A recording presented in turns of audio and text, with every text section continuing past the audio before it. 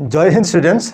आज के आमी अखंड संहिता बा श्री श्री मत स्वामी स्वरूपानंद परमहंसदेवेर उपदेशबाणी 49 खंड थेके किछु पाठ करे शोनाबो, जा उनी आमादेर उद्देश्ये बा तोमादेर उद्देश्ये लिखे गेछेन बा बोले गेछेन। तो चलो शुरू करा जाक आजकेर पाठ। देखे नेই आजकेर पाठे कि आछे। ओम अखंड संहिता बा श्री श्री मत स्वामी स्वरूपानंद परमहंसदेवेर उपदेशबाणी 49 खंड 33 पृष्ठा। दुर्बलेर क्षमा। अपर एकजन प्रश्नकर्तार प्रश्नेर उत्तरे श्री श्री बाबामणि बलिलेन, आत्मरक्षार मनोभाव एवं शत्रुर प्रति क्षमाभाव दुईटी जेन दुई मेरुर दुई प्रान्ते अवस्थित दुईटी विसदृश वस्तु। जेखाने आत्मरक्षार प्रयोजन आछे बुझते होबे जे सेखाने शत्रु आछे। शत्रुर प्रति मानुषेर विश्वास कखनो आसे ना। जाके अविश्वास करी तार प्रति प्रकृत क्षमाभावও आसे ना। जाके विश्वास करी ना तार द्वारा गुरुतर अपराधेर अनुष्ठान हबार परेও ताके क्षमा करा अधिकांश समयই कपटता। आबार जाके शासन करार क्षमता आमार नेই ताके क्षमा करा तो एकेबारेই निरर्थक ব্যাপার। সে তো আমার কাছে ক্ষমা চায় নাই, তবে আমি তাকে ক্ষমা করে নিজেকে ফাঁকি দেওয়া ছাড়া আর কি কাজটুকু করলুম। শত্রু দ্বারা পরিবেষ্টিত ব্যক্তির পক্ষে ক্ষমার চর্চাটা আগেরকার প্রয়োজন নয়।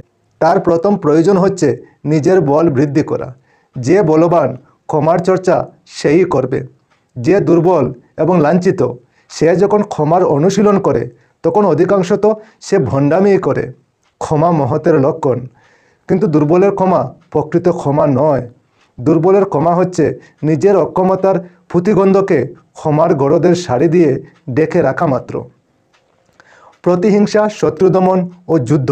শ্রী শ্রী বাবামণি বলিলেন, কিন্তু প্রতিশোধের স্পৃহা সাধারণ মানুষকে এত নিম্ন স্তরে নামিয়ে দেয় যে তখন মানুষ আর মানুষ থাকে না, অমানুষে সে পরিণত হয়। প্রতিহিংসার বুদ্ধি থেকে প্রমুক্ত যে প্রতিকারপন্থী দৃঢ় মন সেই মাত্র পারে শত্রু দমন করতে। অর্থাৎ প্রতিকার কার্য যতই নিষ্ঠুর বা নৃশংস হোক, হিংসাবিহীন মনে তা করণীয় হবে। এই পৃথিবীতে যুদ্ধের দামামা কি চিরতরে কখনো স্তব্ধ হবে? যতকাল প্রবলের অন্যায় উৎপীড়ন নির্দোষ নিরীহ দুর্বল মানুষগুলির উপরে চলবে ততকাল যুদ্ধেরও প্রয়োজন থাকবে।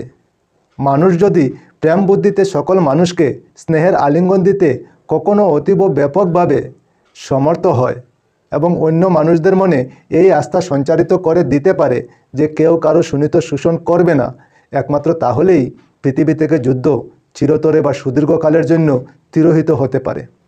হরি ওম। জয় হিন্দ। বন্দে মাতরম।